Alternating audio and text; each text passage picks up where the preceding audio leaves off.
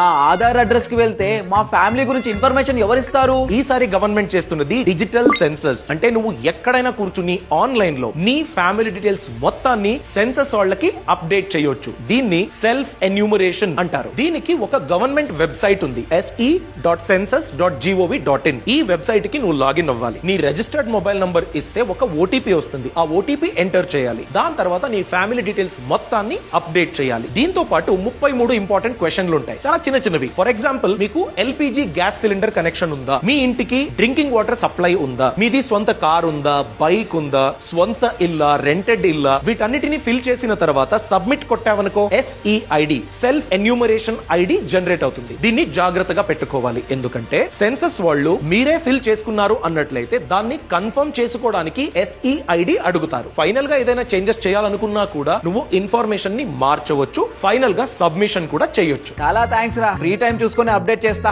No, ఆ తప్పు చేయకు, ఎందుకంటే దీనికి స్ట్రిక్ట్ టైం లైన్ ఉంది. తెలంగాణ వారు డీటెయిల్స్ అప్లోడ్ చేయాలంటే April 26th నుండి May 10th వరకు మాత్రమే వెబ్సైట్ ఓపెన్ ఉంటుంది. ఆంధ్రప్రదేశ్ వారనుకో April 16th నుండి 30th వరకు ఓపెన్ ఉంటుంది. వేరే స్టేట్స్ కి వేరే టైం లైన్ ఉంటుంది. ఆ టైం లైన్ లోపే నువ్వు సెల్ఫ్ ఎన్యూమరేషన్ చేయడానికి అవకాశం ఉంటుంది. మీరు కూడా మీ సెన్సస్ డేటాని మీ ఇంట్లో కూర్చునే మీ ఫోను లేకపోతే ల్యాప్టాప్ లో లాగిన్ అయ్యి కంప్లీట్ డేటాని అందించవచ్చు. ఈ సమాచారాన్ని ప్రతి ఒక్కరితో షేర్ చేయండి. Boss Wala. Be the boss.